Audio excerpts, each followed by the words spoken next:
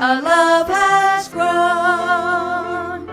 into a home, and suddenly everything I've learned has a place it can start. 'Cause finally love has come and taken a place in our heart. This is our welcoming. Open up and let it in.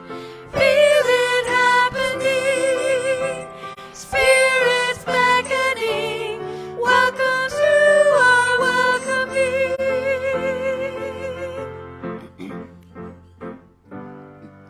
May your eyes be filled with wonder and joy. May your arms be filled with delight. May your heart be as easily open as the moment of grace at the birth of a child.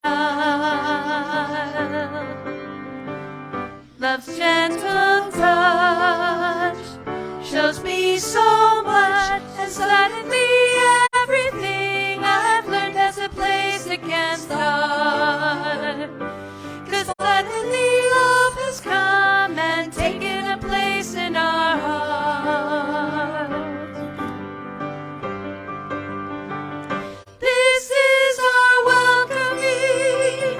Open up and let it in. Feel it happening. Spirits beckoning. Welcome to our welcoming. This is our welcoming. Open up and let it in. Feel it happening. Spirits beckoning. Welcome to our welcoming.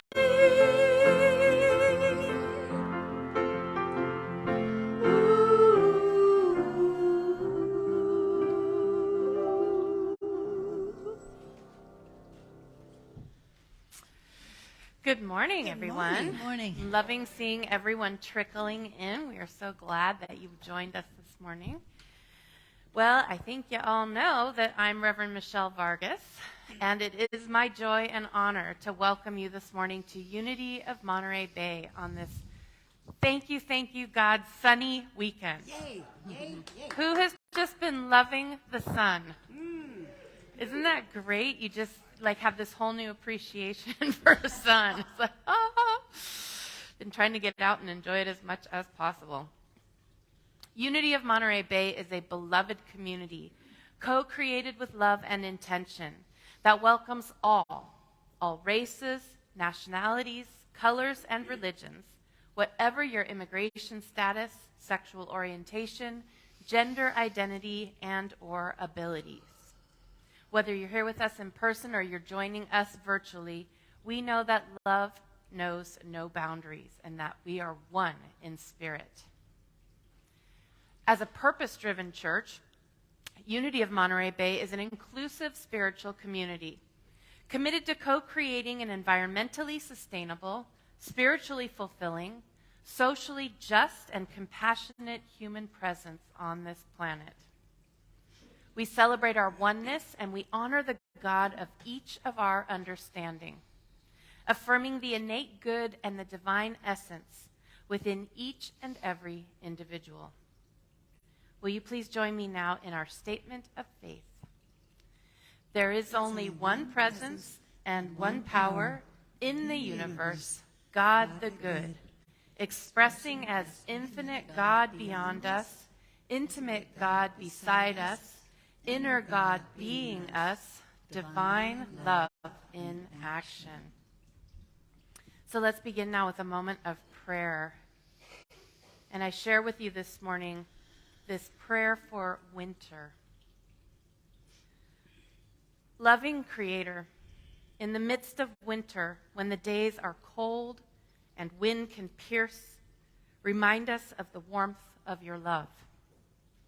In the midst of winter, when days are short, dawn comes late, and dusk arrives early, remind us that in the darkness, your light, our light, still shines. In the midst of winter, when the flowers of spring still lie hidden in the earth, when leaves are off the trees and the world can seem bleak, remind us that the spring is but a short time away.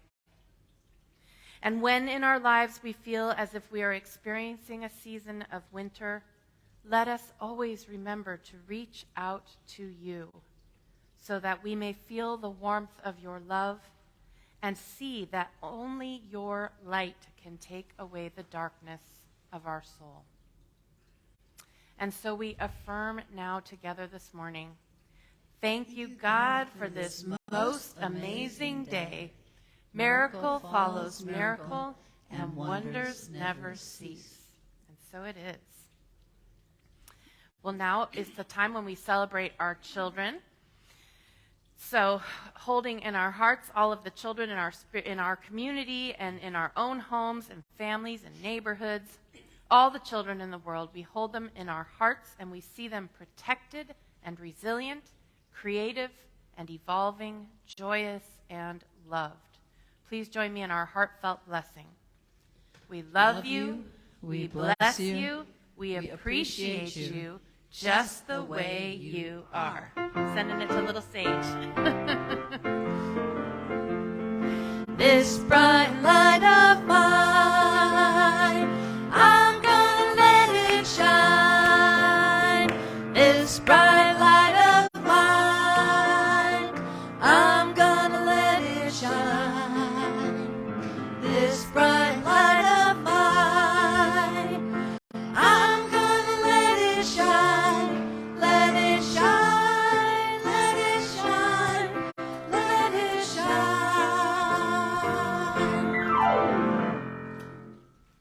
Wait a minute, must have the candles lit. There we go. Okay, so let's all take a deep breath in now and let it out together with an audible sigh. Ready? That feels good. As we center ourselves to embrace this blissful inner connection with Spirit, and we invite the chime to call us into the sacred space within.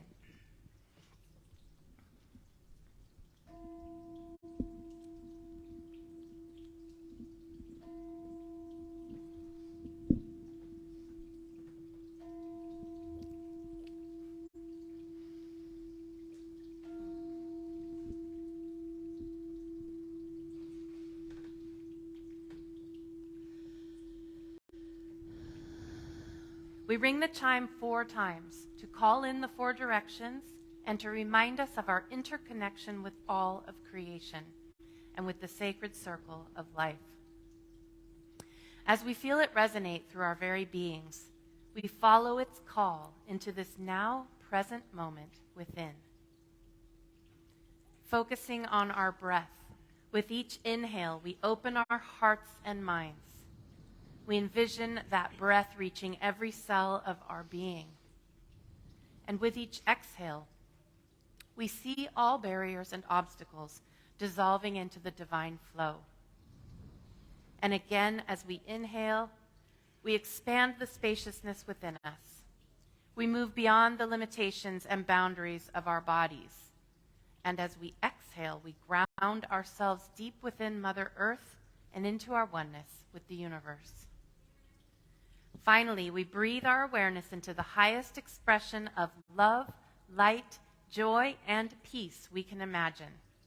As we experience a transforming wave of gratitude with a fullness of heart, we say yes to it all. Embracing, claiming, and knowing the divine Christ Spirit that expresses in, through, and as us. And so now with a final exhale, we say, thank you, God. Fully centered now and transformed by the power of Spirit, we enter into our lesson and meditation time with today's daily word.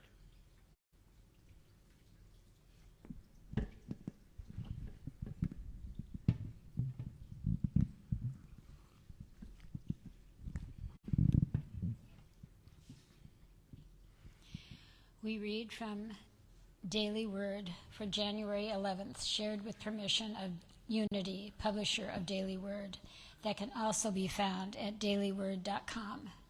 And the word is restoration. I invite you to allow my words to be your words. I rest in God and am restored. At those times when life wears me down or I feel drained or overburdened, I refresh myself in the healing, revitalizing presence of God. This revitalizing presence can never be far from me because it is part of me. As I touch my indwelling spiritual perfection, the Christ within, I am restored. In harmony with my divine identity, I relax and release all tension. The stress I've been feeling dissipates, and calm pervades my mind and body, filling me with the realization all is truly well. In this moment, I am restored to wholeness, peace, and joy. I live in the world. I am part of the Spirit of God. This truth is my comfort and my peace. In God, I am restored. And from scriptures, he restores my soul. He leads me in right paths for his name's sake. Psalm 23:3.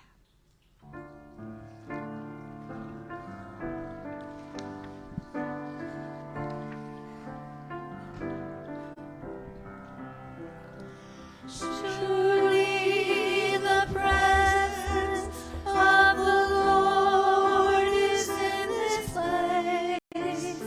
We can feel God's mighty power and God's grace. There's a holy hush around us. We see glory on each face. Surely the presence of the Lord is in this place.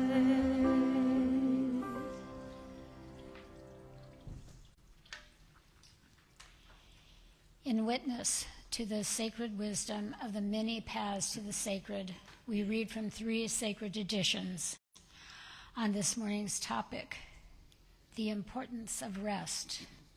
From Buddhism, resting is a very important practice. We have to learn the art of resting.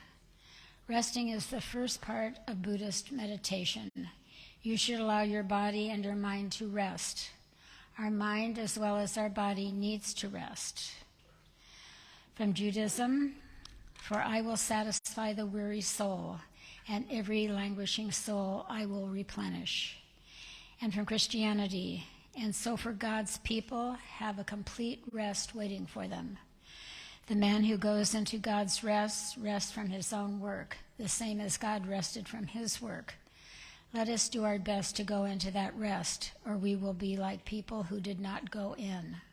Hebrews 4:9-11.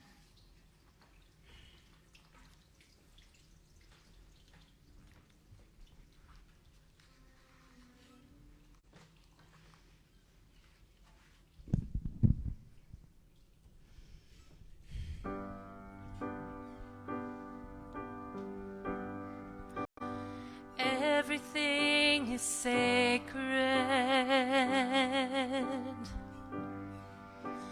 Everything is filled with the divine. Everything is alive with spirit, with spirit. Everything is a wonder, unfolding right before our eyes. Everything is alive with spirit, with spirit. Everything is a blessing, bursting from the earth and sky. Everything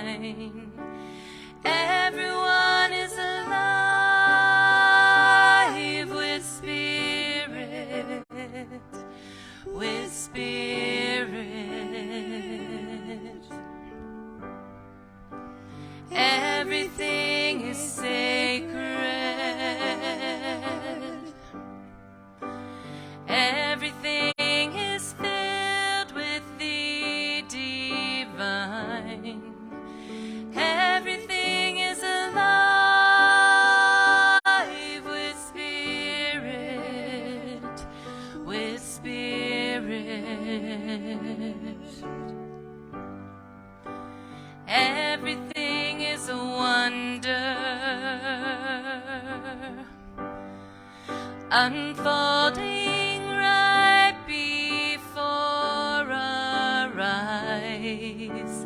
Everything is alive with spirit, with spirit. Everything is a blessing, bursting from the earth and sky. Everything is alive with spirit, with spirit. Everyone is sacred.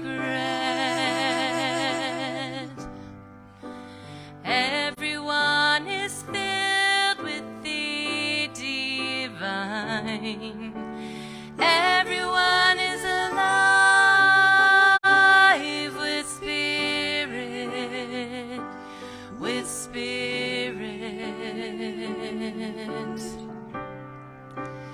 We are alive with spirit, with spirit. We are alive with spirit, with spirit.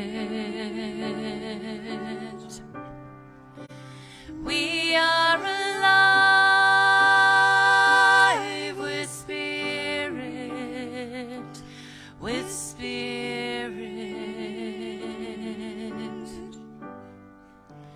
Everything is sacred.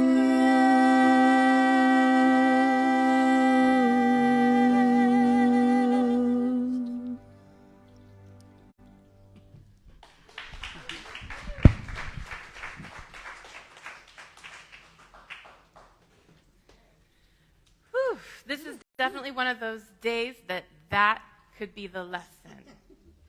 Totally. If you got that, you got the lesson. Everything is sacred. We are all sacred. Everything is full of wonder. All right. Confession time. How many of you are the people that when it gets towards the end of summer, you start posting things on Facebook like, I can't wait for pumpkin spice lattes and sweaters and sitting by the fire? No? You guys aren't those people? Oh, thank God. I knew it wasn't my people doing that. There are some folks that just, I don't get it. I don't know. They love fall. Not me. I am a spring and summer gal through and through. I love the warm weather. I love the long days, the sunlight. So when the fall comes and the days start getting shorter and the cold sets in, I'm not thrilled about that. And then when we get to winter and it's even colder and it's like practically dark at 4:30 in the afternoon, maybe it's because I'm part Swedish. See, we just did these DNA tests, and I'm like a third Swedish. So maybe, they call Sweden the land of the midnight sun.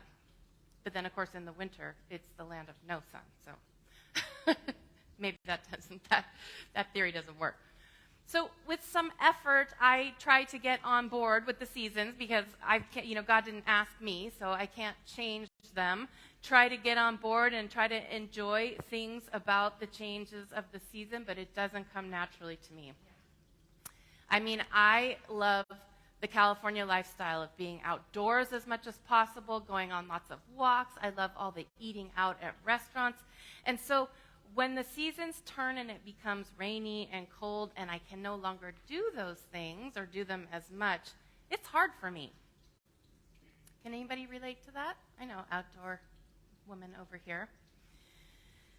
I tend to get a little depressed with the shorter days, and sometimes I can't really get very motivated to do a lot. And I start feeling like really inactive and sedentary. Just kind of feel blah some days. Not every day, but some days. Is anyone relating to this? Okay, because we're like we're in the trenches right now of winter. We're in the thick of it. I mean, you wouldn't know the last few days have been beautiful, but I think the thing that is hardest for me about the change of season is watching myself go from active outdoor girl to unmotivated couch potato. You know? Doesn't feel like who I'm supposed to be. And as I'm sure many of you have, there are those days in winter when I just want to stay in bed, I just want to read my book, I just want to be snuggled on the couch with a blanket and with my kitties, just want to be warm and cozy. And some days that I really don't want to do much other than that. Now, there shouldn't really be anything wrong with that. But I sometimes find myself feeling bad about that, about being so sedentary, so inactive, like, oh, I should pull it together and, get something done, right? I should be more productive. Now, when I have those feelings, that's telling me a lot about the relationship between my own sense of worth and my ability to be productive and do a bunch of stuff. So over the past few years, as I've been becoming more and more aware of this, I'm trying to work at disentangling my sense of worthiness from my productivity. Let me tell you that this is a countercultural endeavor. Our culture is extremely productivity-oriented. We have that old Puritan work ethic. Here's a perfect example. I saw this guy on YouTube the other day, and he claims to have come up with this productivity hack. I didn't understand it all because I wasn't really interested in it, but he was saying that he sleeps, the first day he sleeps in a 24-hour cycle, the next day in a 36-hour cycle, and the next day in a 48-hour cycle, so that he's basically manipulating his days to be longer and sleeping less so that he can get more working hours in. And he was claiming that this is going to give him an edge and put him, make him more competitive in whatever his business is. I was like, that just makes me want to take a big old nap. Why? Why would you do that? There are more important things in life, in my humble opinion, than trying to squeeze every potential working hour out of our lives. But this type of thinking, maybe not to that extreme, but is so ingrained in our culture. That productivity is everything. And when we aren't productive or we can't be productive, that can be really hard. I'm sure it doesn't surprise you to know that my father is an extremely energetic and gregarious person. And he recently had a knee surgery, and he's experiencing for the first time in his life what it's like to be laid up, essentially. And he's not enjoying it. It's really hard for him. So I tried to reassure him that this is temporary and you will be back to your Energizer Bunny self soon enough. But he's having that experience of who am I if I'm normally an active, energetic person and now I'm sedentary? Over the holiday time, like many of you, I had the experience of being even more sedentary than a normal winter when I got COVID. I talked about this last week, that there were a few days there that I couldn't even read, So it's it's not my nature to just sit there and do nothing, and it was uncomfortable for me. I mean, I am one of these people that works out even when I'm sick, and not being able to even work out for 2 weeks, 3 weeks was really, really hard for me. And it made me realize that I get my sense of worthiness and feeling of accomplishment from getting things done. Anybody else find that we fall into that trap? So I was sharing with someone that when there was only a few days there, but it was a few days that I had a lot of time to think. And I was feeling okay, I can't work out, I can't really do my work, I can't really do much of anything. Who am I? That may sound a little dramatic, but this is where I live. Who am I without those things that I am learning largely make up my identity? I couldn't come to church one Sunday. Who am I if I'm not at church? I couldn't work out. Who am I if I can't work out? Who am I if I can't even leave my house? Who am I if I spent a week in my pajamas? Who am I? And so I had that really interesting realization. And then I had another interesting realization, too, that when all of those other things were stripped away from me, and I couldn't derive my identity from those things, it was hard, but I found that I was still there somewhere in all of that. I still existed, right? And I found that my identity became, I'm Michelle. I'm a mother. I'm a wife. I'm a fur baby mama. So it was interesting to me that when all of those external identities were stripped away, what I was left with is my relationships and those who are closest to me and who are important to me. So this is all just new awareness for me, new information, and I know that it is a lifelong effort for me to do that work of disentangling myself, these constructed identities and protections and personality traits that are constructions of the ego. They're not bad, but they are constructions of the ego. They're not my essential self. Trying to disentangle all of that and find out who am I underneath all of that. Now, I think most of you know that I am particularly interested in nature, and I'm especially interested in the cross-section of nature and spirituality. How can nature inform our spirituality? And what can nature teach us about ourselves? So as I was going through this experience of the fall and then fall turning to winter and struggling with these feelings of, being inactive and being more sedentary and feeling unmotivated, I came across this wonderful book called All Creation Waits by Gail Boss. And it's a book of daily Advent readings. And so each day you read about a different creature in nature and the amazing ways that each one is uniquely adapted to survive the winter. Now, we're obviously talking about winter in the northern hemisphere because not all of the world is experiencing winter right now, right? And so the book is called All Creation Waits because it's really about how all of the creatures in the northern hemisphere, including us, are in this time of waiting. This time of resting and being more inactive, that is a natural part of winter. The book begins with a wonderful quote by the great German mystic and theologian Meister Eckhart. And he says, "Every single creature is full of God and is a book about God. Every creature is a word of God. If I spend enough time with the tiniest creature, even a caterpillar, I would never have to prepare a sermon. So full of God is every creature." Now, this is also in full alignment with Unity's first principle, which really states that God is everywhere present and that all of creation, everything around us that we see, and even what we don't see, is an expression of God, an expression of the divine. So right from the beginning, this book is telling us that nature and God are inseparable. In fact, nature is infused with God. So if we want to know more about God, or we want to experience God, or have a better understanding of God, all we have to do is look at nature. Now, I've always found this to be true.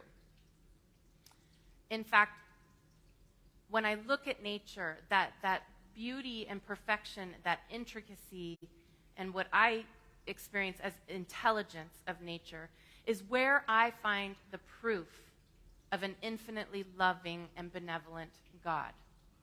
Because only something good and loving and kind and benevolent and wonderful could create the beautiful things that I see around me. Now, this book was written as a book of readings for Advent time. So the author begins by talking about how deeply rooted this celebration of Advent is or this time really, in the earth and in its seasons. So Advent is, a time on the liturgical calendar, but dating back long before Christianity, in the late autumn, in the northern hemisphere, it has always been a time of marking the end of the growing season, right? So after a long season of hard work, once the harvest was in, the people knew that they could rest and relax. Their work was done, and it was now time for them to enjoy the fruits of their labor. But even as they were celebrating, the ancients were very aware of the retreating sun, the shorter days, the disappearance of the light and the warmth. Now, as they were enduring these long, dark nights, they must have wondered, okay, the sun came back last year. Is it going to come back again this year? Because they didn't have, telescopes and all of these things to be able to understand the cosmos and the seasons and the planets and everything like we do today, so they had to wonder, would they have enough food stored up to make it through the winter? Would their fires keep them warm when the cold settled? It must have been a little bit frightening for them. And back then, people lived so much closer to the earth and to its changing seasons. Today we have electricity and we have, artificial heat, artificial light, we have insulated houses, so we are largely removed from the effects of the change of the seasons. As much as we complain about it, we really, not like back in the day when they lived very in step with those changes. So even though we are largely removed from that experience, there's hundreds of thousands of years of genetic imprinting here, and our bodies still know that it's winter. Our minds may not, because we have light and computers and all these things, but our bodies know. We can't get rid of thousands and thousands of years of ancestral memory and genetic imprinting. And as the seasons change, there's a primal instinct in us to shift out of being super active and productive into being more restful, just as the earth, or the northern hemisphere of the earth, is going through that same change and that same cycle. So during this time of winter, it is completely natural for us to slow down. Our instincts, our primal instincts, are driving us to want to get cozy with a blanket and some comfort food next to a fire. Our bodies are less active because they are instinctively conserving energy. This is that primal need in us for survival that's still there.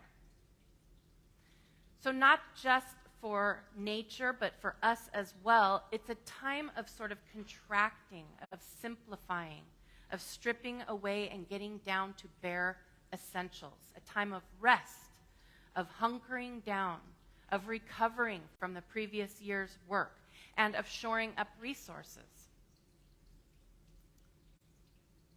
So as we become less active and we spend more time resting and we're waiting for the return of the light, for the days to once again get longer and the sun to get warmer, we are joined in this experience by all of creation. We forget that, right? We forget how deeply connected we are to the rest of creation. But for now, even though we know that spring is going to come, for now we are in that resting, holding pattern. And because we know that creation and creator are intricately connected, because we are all really one, like we say here a lot, that same intelligence and wisdom and power of the creator is infused in every creature, great and small.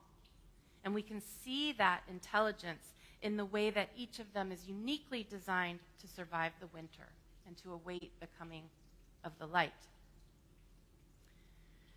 To know nature is to know God better. To know the beauty and complexity and the genius, really, of creation is to know the beauty and complexity and genius of God. So I want to share with you about a few animals and how they are uniquely adapted to survive the winter. The first one that comes in the book, and probably the most striking and impressive example, is the painted turtle. Now, in spring and summer, you will see painted turtles in and around ponds, right? Often eating insects and sunning themselves on logs. You see them, or up on a rock. But as the weather begins to turn cold, something really remarkable happens. So the water and the air are getting colder and colder. And one day, at some precise temperature that we don't know because we're not painted turtles, there is some sort of an ancient bell that goes off in the turtle brain and tells the turtle, take a deep breath. And so turtle takes a deep breath, slips off her log, and swims down to the mucky bottom of the pond. The mud at the bottom is a little bit warmer. She finds a place and she burrows in, closing her eyes. She pulls herself into her shell and settles into a deep stillness. Her heart rate slows down to almost the point of stopping, and her body temperature drops and drops, stopping just short of freezing. This process is called brumation, which is the reptilian version sort of hibernation. The body slows down so much that the turtle doesn't need to breathe, which is a good thing because by now the pond is covered with ice. And the turtle lies there beneath the mud and ice for 6 months. 6 months. And during that time, she does not breathe. She is still and she waits. Now, something is happening to Turtle while she is buried under the mud. The lack of oxygen is beginning to take a toll on her body. Lactic acid is building up in her bloodstream. Her muscles are beginning to burn. She needs calcium, and so she begins to pull the calcium that she needs from her own bones and then from her shell. She is dissolving. If she were to try to take a breath now, she would die. But something so ancient and so primal in her tells her to continue to wait. And when the time is right, and the world is beginning to warm up and the light is coming back, she knows the exact perfect moment in which she must emerge and come to the surface to take that first breath that must feel really good after 6 months. I hold my breath for a minute and I'm like, Swims back up to the surface and takes that breath. Stunning to me. Now I want to tell you about the chickadee. Now these birds are tiny little birds. They weigh only ½ an ounce, which apparently is the weight of 2 nickels. And because they're so small, they lose their heat really quickly. So they must eat constantly during the short daylight hours during the winter to be able to get through the long, cold night. So they spend their days eating, eating, eating. They shelter themselves overnight in holes in trees, and then they drop their body temperature way down while they sleep in order to conserve energy. But even doing that, they will burn up all the calories they took in that day. And so when the first light comes, chickadee is out again before it even dawns to find food to survive. But here's the interesting part. The brain of the chickadee actually gets bigger in winter than it was in spring. This is because its hippocampus is now bulging with a precise map of its 1/2 mile territory. And on this map is marked every single seed that she has hidden for the winter. Thousands thousands of seeds precisely marked in some sort of little X marks the spot in her brain. As she goes through the winter, finding and eating each seed, the brain shrinks back down again.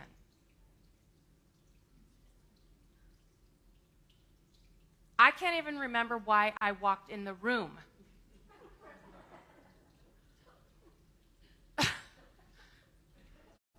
Thousands of seeds.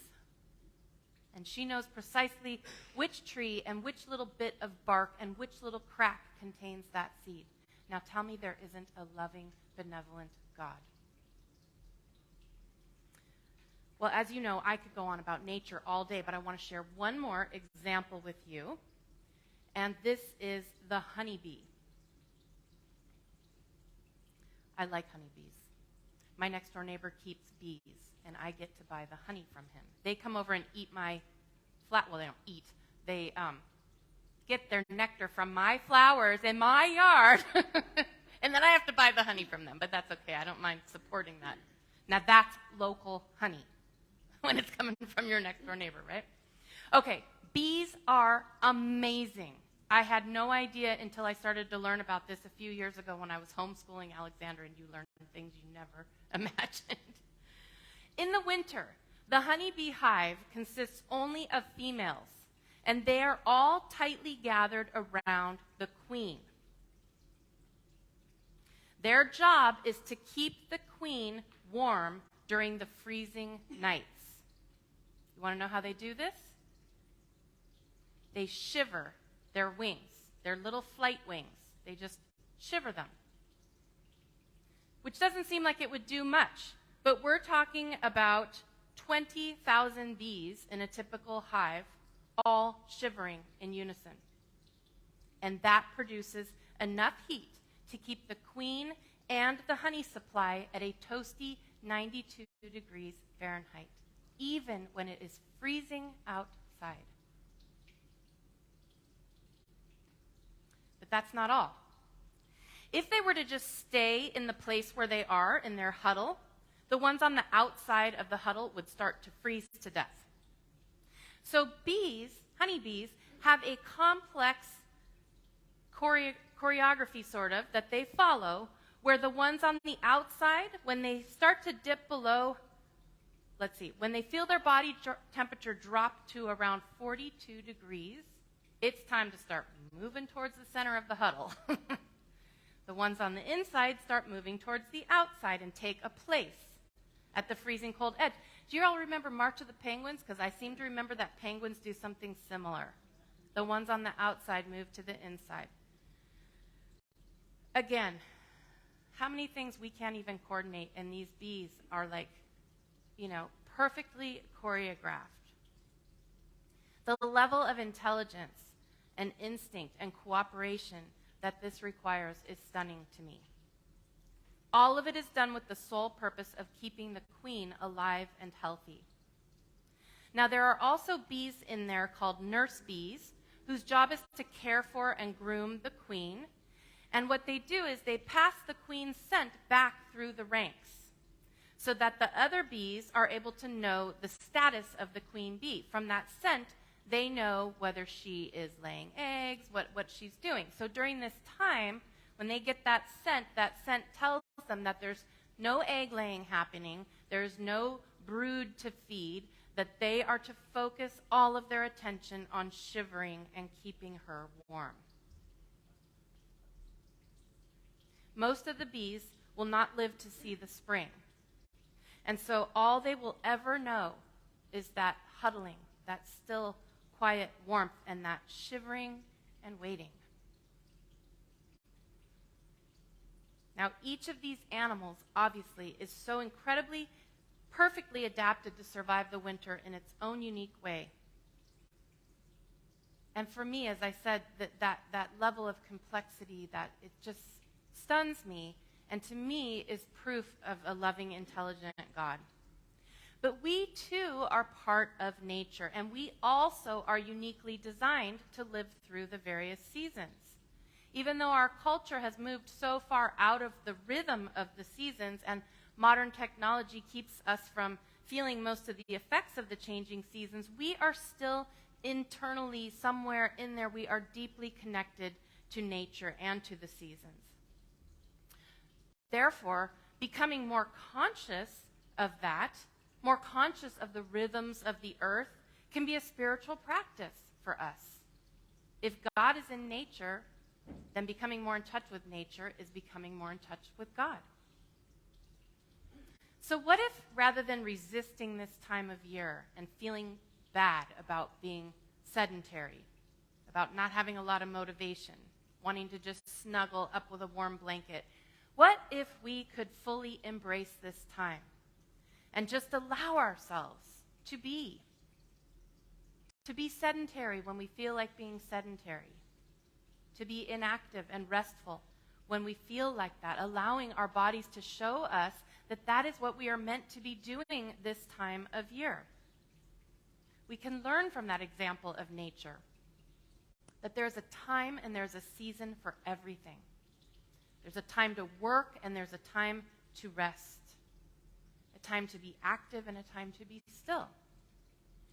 So what if we could join ourselves with all of creation and learn to just rest and wait, knowing that spring will be here before we know it and everything will change once again. So I invite you, as a spiritual practice, to try in your own life to become just a little bit more aware of the changing seasons, to pay attention to and observe how nature is changing and adapting and surviving all around you, to do that as a spiritual practice, to appreciate the beauty and intelligence of nature, and to allow that appreciation to help us feel more connected to the natural world and to feel more connected to all of creation and to the Creator itself. So over the next few weeks, as winter lingers on and you have those days of not feeling like doing anything and you're feeling lazy, I offer you these words of Donna Ashworth. You may think yourself lazy or flawed, yet your body is made of almost exactly the same elements as the stars. Your bone composition matches perfectly the coral in the seas, and you, my friend, are ruled by the moon and the sun, whether you like it or not. So no, you are not lazy, you are not late. Nature is simply pulling you to slow, like the life, the floral, and the fauna around you. It is not your moment to rise. It is winter. You are wintering, and you are right on time.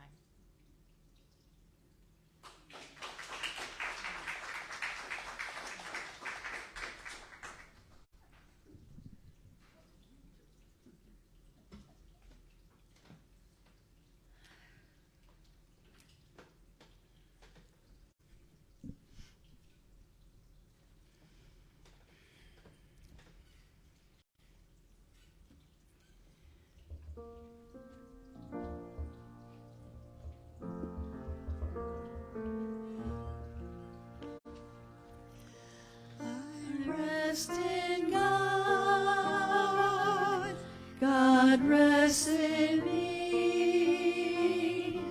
I rest in comfort and release. I rest in God, God rests in me. I rest in comfort and in peace. I rest in God, God rests in me. I rest in comfort and release. I rest in God, God rests in me. I rest in comfort and in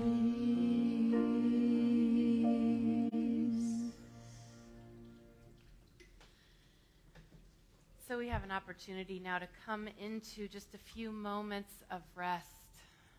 So bringing your awareness to the body, where you are in space, the places that your body rests on the pew beneath you. Just feeling what's here in your body this morning. Feelings or sensations that might be present. Allowing that awareness to bring you into the present moment. Finding your breath now. Maybe making the inhale a little deeper. Breathing deep into your belly. And exhaling a little slower. Feeling that oxygen go into every cell and work its magic. With each breath becoming more relaxed, more present, more still.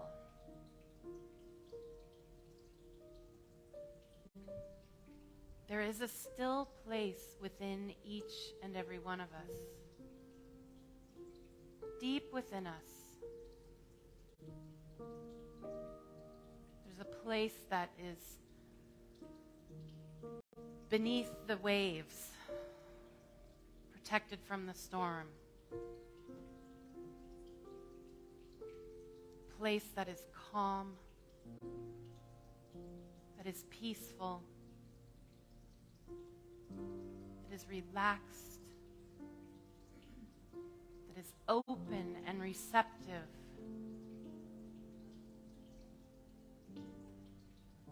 Find that place within you now. You may only catch a glimpse of it, but every time you find that place, you are learning to find your way back to that place more easily the next time. You are forging that pathway to that place within you that is your true nature. That place within you that is your essential self.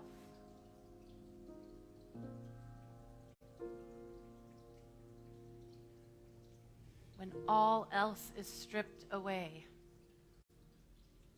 all of our doing, our productivity, our identities, the things we desperately cling to, when all of that is stripped away, this is what remains. This inner core where all is well, where we rest in God and where God rests in us. This is the truth of who we are. So I invite you now to just rest gently in that space for a few moments in the silence.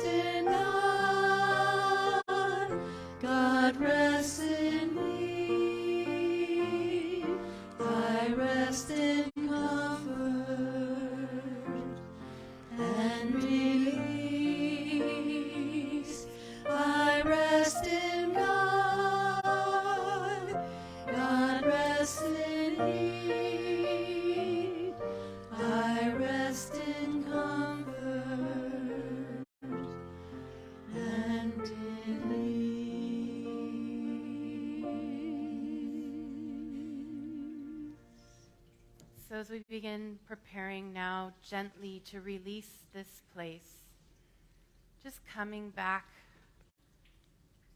gently, knowing that this place can be accessed anytime. We know right where it is, and we give thanks for the time spent in that place that restores us. And we return to this time reinvigorated, restored, renewed, rested. And we are so grateful. And so we say thank you, all of creation. Thank you, sweet Spirit. Amen. Amen.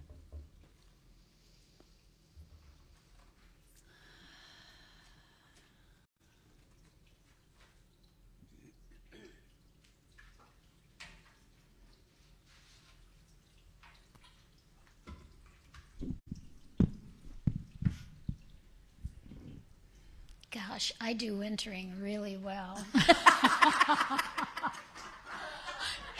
Every day of my life. Maybe because I'm older, I have a sweet dog who cuddles up with me, but I like doing that a lot. Unity of Monterey Bay is the collective consciousness and commitment of all of us who give of our time, treasure, and talent in order to sustain this spiritual community that is dedicated to transforming lives. We know that prosperity is a state of mind that finds blessings in every situation and abundance in joyous generosity. We transform all appearance of fear or lack into faith-filled peace of mind by shifting our attention to thoughts of guidance for the abundance of God's good in our lives. And with our hearts and minds overflowing with gratitude, we breathe into the divine flow of God's good, trusting that we are enough, that we have enough, and that there always is enough to both have and share. Again, we are grateful to all of you for your ongoing generosity in supporting our spiritual community. For those of you here in person, the baskets are in the back by the door for you to drop your offering as you leave this morning, or use your credit card in the sacred grounds. And now from this place of faith and gratitude, I invite you to join me in mindful intention and joining in our offertory blessing. I am an open channel for God's infinite good, divine love flowing through me, blesses and multiplies everything I give and everything I receive. I am both blessed and a blessing. Thank you, God.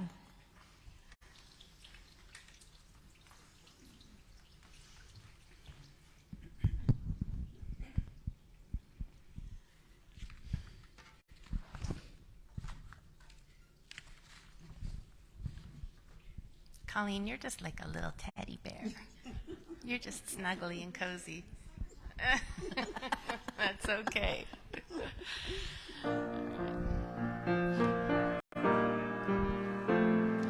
Blessed always, blessed always, for the arms of God surround us. Let our joy be so triumphant that we rest in God and say Amen. Blessed always, blessed always, for the arms of God surround us. Let our joy be so triumphant that we rest in God and say Amen. Blessed always, blessed always, for the arms of God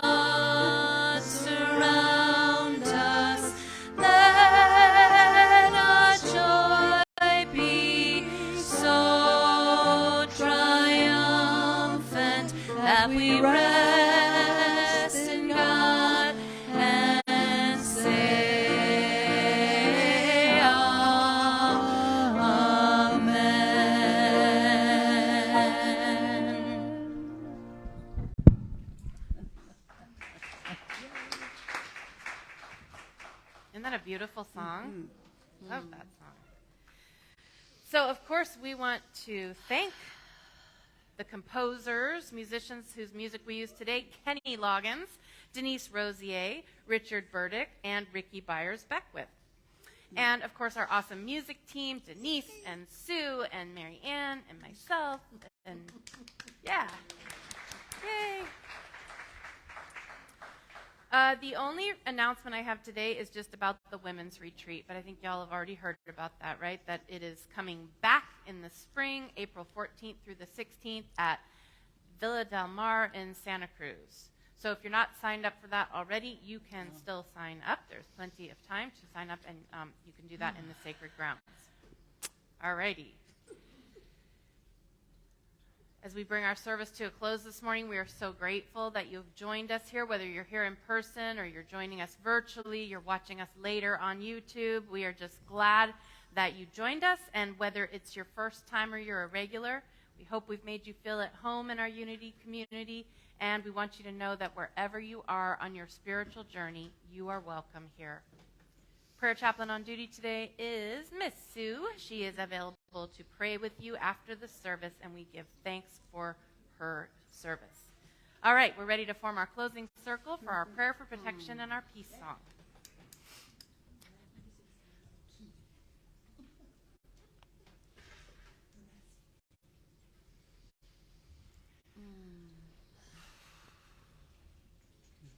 I know, you can feel it, huh?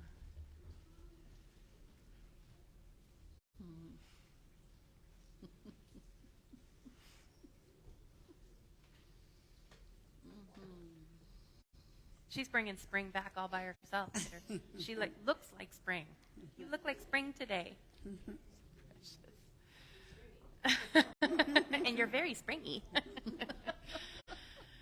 So as we form once again, as we do each week, this sacred circle of community, we hold in prayer all of those in our own lives that need to be lifted up into the presence of God. All those on our prayer request list, all the places around the world that are hurting this morning, just drawing them into this circle that they might be lifted up, held in the loving arms of Spirit. So please join me in our prayer for protection. The light of God surrounds us. I am light. The love of God enfolds us. I am love. The power of God protects us. I am power.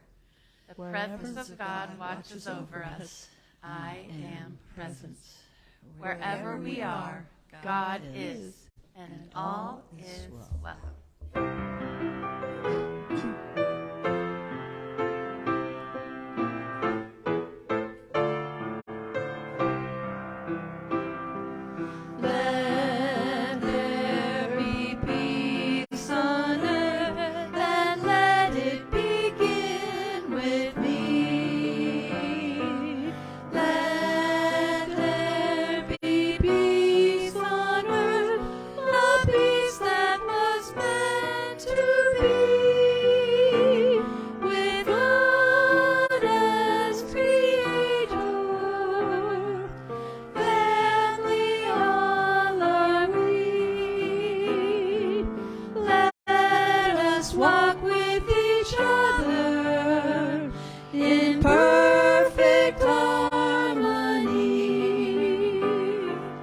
Let